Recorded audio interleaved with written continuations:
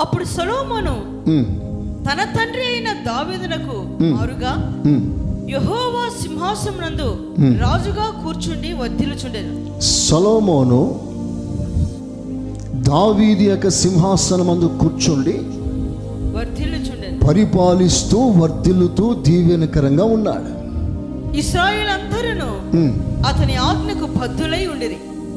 అధిపతులందరూ, యోధులందరూ, రాజైన దావీదు కుమారులందరూ రాజైన సొలొమోనుకు లోబడిరి. చాలా రాజైన సొలొమోను సింహాసనాన్ని అధిష్ఠించి రాజ్యపాలన ప్రారంభించాడు. అతడు పరిపాలిస్తున్నప్పుడు రాజ్యము సుభిక్షముగా, క్షేమముగా, యుద్ధము లేకుండా, సమాధానంగా, సకల వైభవాలతో తులతూగుతూ ఆశీర్వాదకరంగా ఉంది. సొలొమోను నోరెత్తి మాట్లాడితే ఆ మాట ఒక ఆజ్ఞగా మారి ప్రజలు దానికి శిరస్సు వహించారు. నో రెవల్యూషన్, సమాధానంగా సాగిపోతుంది. కానీ ఏ సింహాసనం అయితే సొలొమోను కూర్చున్నాడో ఆ సింహాసనం తాను పోరాడి సంపాదించింది కాదు. ఆ సింహాసనం కొరకు తాను యుద్ధం చేసింది కాదు. ఆ సింహాసనం ఎవరిదయ్యానంటే తన తండ్రి అయిన దావీదునది. సొలొమోను సింహాసనంలో కూర్చున్నట్లుగా దావీదు కూర్చోలే.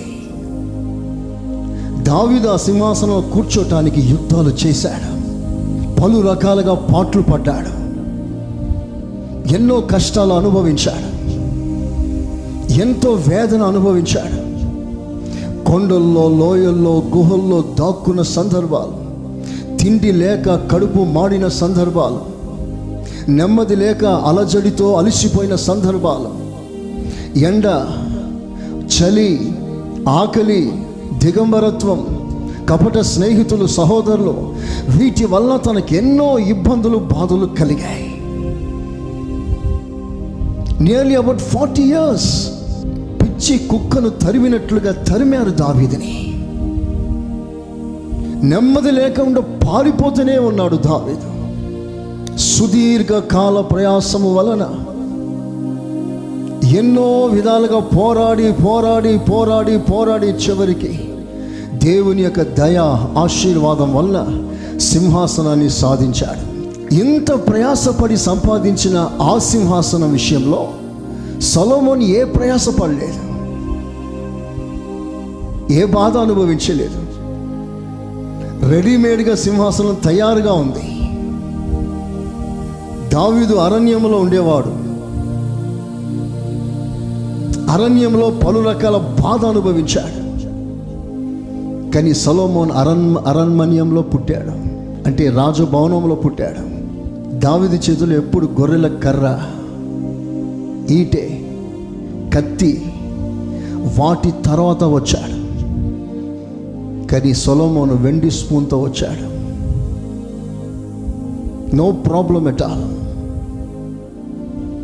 సొలొమోన్, ఎక్కడిదయ్యా నీకు ఈ దీవెన? ఎక్కడిదయ్యా ఈ సంపదన? సొలొమోన్ చేతిలో ఉన్న ఆస్తి ఇంతంత కాదు. సొలొమోన్ పాలనలో ఉన్న సమాధానం ఇంతంత కాదు. ఎక్కడి నుంచి వచ్చింది సమాధానానికి? ఈ సొలొమోనికి తాను యుద్ధం చేయలేదు.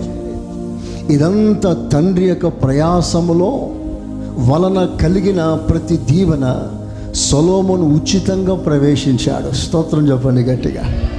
హల్లెలూయా, హల్లెలూయా. దావీదు ఎంత కష్టపడి ఉంటాడు. ఆ కష్టాలు ఏవి తెలియకుండానే తిన్నగా సొలొమోను సింహాసనం ఎక్కేశాడు. సొలొమోను జీవిత కాలం అంతా కూడా తన తండ్రి తనకు చేసిన ఉపకారం, తన తండ్రి వల్ల తను దీవించబడిన అనుభవం, అనుభూతి ఎన్నడూ మర్చిపోకూడదు. ఈరోజు వారిద్దరిని పక్కన పెడితే మన విషయంలో మనం ఆలోచిస్తాం. ఈరోజున మనం ఈ స్థితిలో ఉన్నామంటే దానికి కారణం అఫ్కోర్స్ అన్నిటికీ దేవుడే కారణం. సకల ఆశీర్వాదానికి కారణం దేవుడే. కానీ మరో ప్రక్కన మన తండ్రులు ప్రయాసపడి కష్టపడి సాధించిన వాటిలో మనం ఉచితంగా పాల్గొని దీవించబడిన సందర్భాలు ఎన్నో మనకున్నాయి. Praise the lord. ఈరోజు తండ్రుల రోజు కనుక మన తండ్రులకు మంచి కానుక బహుమానం ఇవ్వాలి. ఎప్పుడైనా మీ డాడీకి ఐ లవ్ యూ డాడీ అని చెప్పారా? డాడీ నువ్వంటే నాకు ఇష్టం అని చెప్పారా? ఒకవేళ మీ డాడీతో మీకు మాటలు లేకపోతే మీ డాడీని కలిసి అభినందించండి. ఈరోజు వారికి శుభములు తెలియజేయండి. వారి వలనే ఈ స్థితిలో ఈ రోజున మనం ఉన్నాం.